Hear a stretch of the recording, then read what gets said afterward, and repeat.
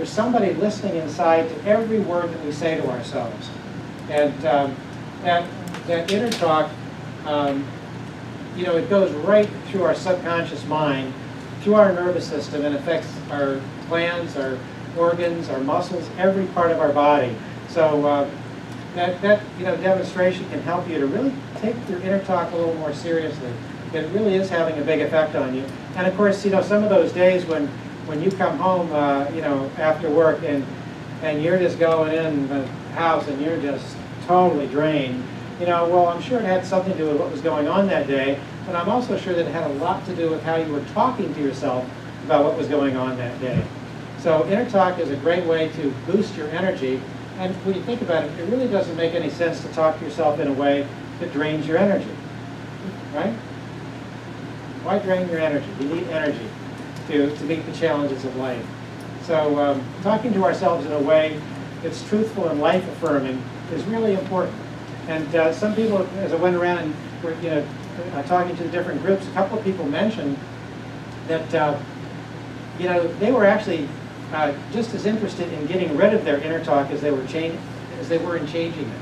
So inner talk can be really, really annoying, can't it? It can be really, really pesky. I mean, it just won't stop sometimes. You'll be trying to go to sleep at night, and it just won't turn off.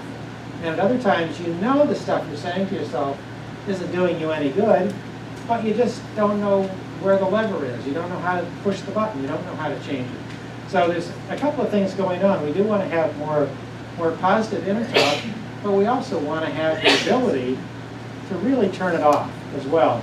We need times of peace and quiet. And that's really what meditation is all about, is turning off that inner talk. And we're going to be practicing doing some of that here as well. But one of the secrets to not having inner talk that interferes with your meditation is paying more attention to it while you're doing it. Paying attention to it during the day so it doesn't come and attack you at night. All the stuff that's going on in the back of your mind during the day that you're not paying attention to is probably the stuff that comes back about, 1 o'clock or 2 o'clock in the morning when you're trying to go to sleep and you can't quite get to that restful state. So there's a lot of inner voices that we want to learn to listen to.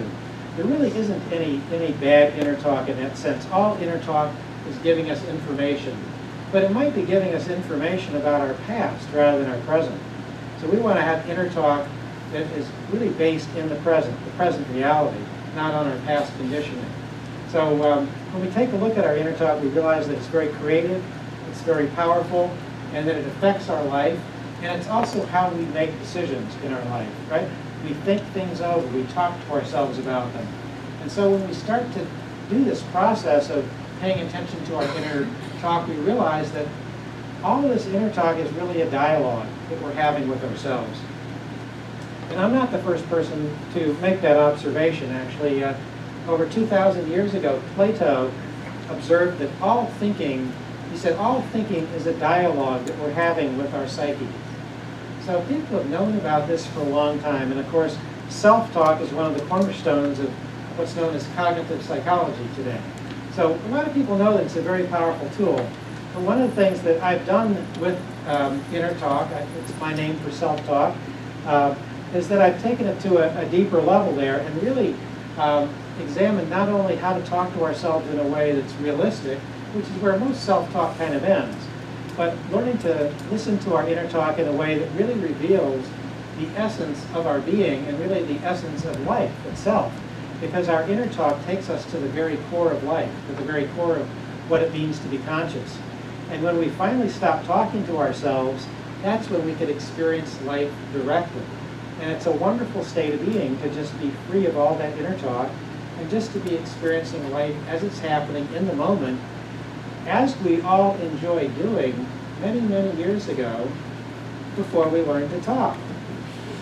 Right? We weren't born knowing how to talk. We were born with the capacity for language, but we weren't born talking. So there's nobody happier than little kids, right? They're totally in the moment, they're experiencing everything, and they're not happy every moment. They might be crying sometimes too, but as soon as that hurt's over, they're happy again. So being able to kind of hit the reset button on our inner talk and have it be nice and quiet inside allows us to kind of rejuvenate and get back to that state of childhood where everything is fresh and new, and we can generate inner talk that's fresh and new as well. Because a lot of our inner talk, is just repetitive, right? It's old tapes that are going on in our head. A lot of what we're saying to ourselves today is the same as what we said yesterday and the day before. Not a lot of variation. So one of the fun things about inner talk is really getting to inner talk that's new and interesting and creative. And that's what I find that the work that I've done with inner talk has really done for me. It's opened me up to connections with deeper parts of my own mind, or you might think of it as connecting with a higher self, with spirit guides. So there's an avenue there for me to connect with some sources of inner wisdom. And that's really wonderful when you can sort of go beyond just the ego chatter and tap into some of those deeper voices that are there. And it starts to open you up to a very different way of looking at the universe, that there are resources there to help us at every moment if we only know how to listen to them. And there's that expression, the still small voice within, that really quiet voice, not the loudmouth voices, but the really quiet ones. And those are the ones we want to learn to listen to better this weekend, the ones that are quieter and really tell us the truth. So we're going to take some time to meditate. In fact, we're going to do a meditation in just a few moments. But I want to just introduce you to some of the basic ways we're going to look at inner talk. And then tomorrow morning we're going to get more depth into that. But the thing that I found when I first started to look at my inner talk was that it was really confusing. There were, different voices telling me to do different things. There's a voice, telling me to do this, and a voice telling me, no, you really should do the opposite of that, And then it was just a voice that's maybe confused about everything. So this idea that we're talking to different voices, they're not always the same inner voice that we listen to or talk to, right?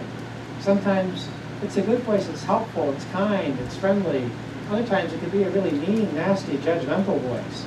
So it's another way that we can begin to help ourselves understand our inner talk, to be thinking about different inner voices, maybe different sort of characters that go along with those voices.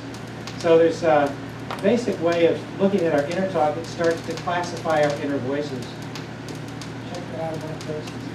Happening with that. And we'll, let's see, maybe this information sheet, maybe you want to just pass these out or go around? There's 3 different categories of inner voices that we're going to get into in more depth. And this is just so helpful in starting to sort out what's going on in that realm of inner talk. We get names to these 3 voices. There's the toxic voices, the natural voices, and the sacred voices.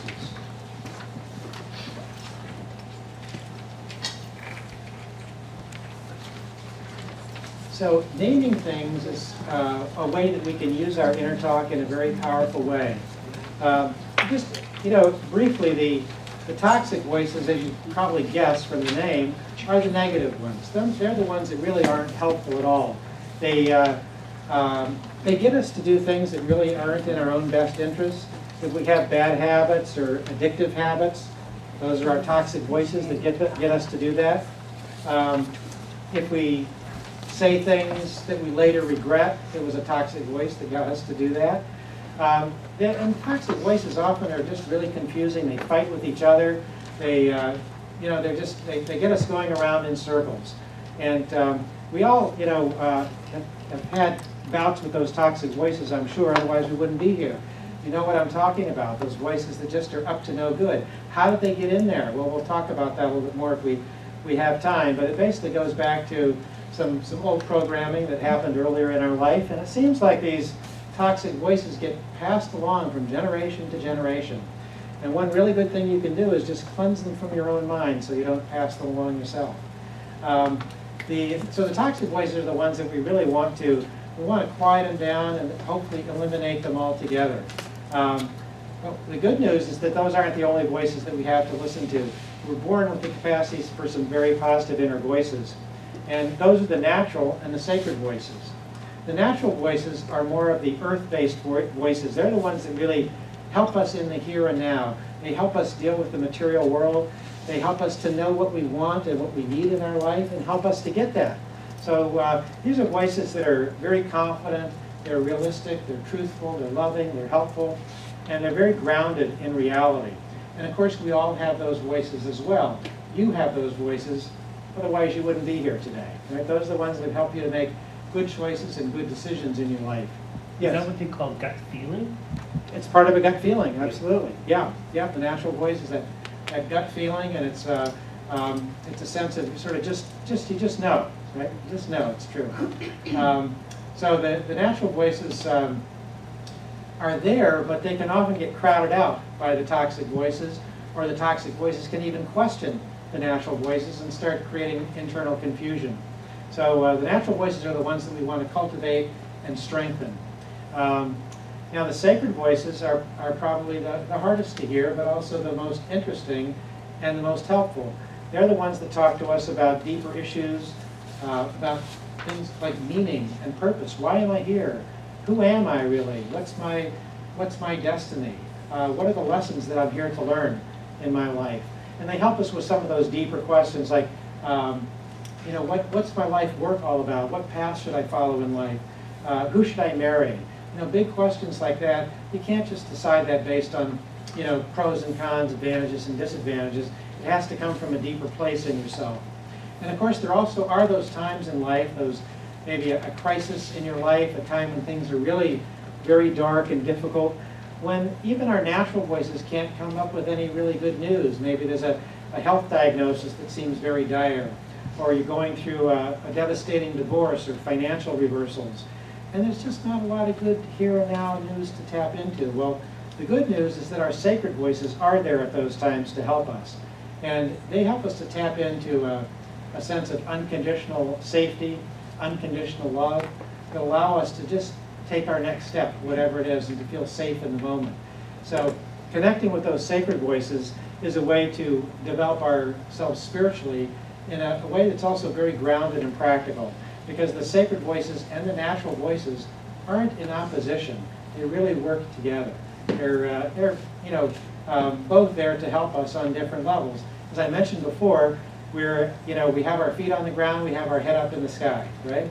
So the natural voices are more of those earthly voices that help us to deal with reality here and now on the planet, and those sacred voices are the voices, the sky voices, that help us with those higher issues in our life of meaning and purpose.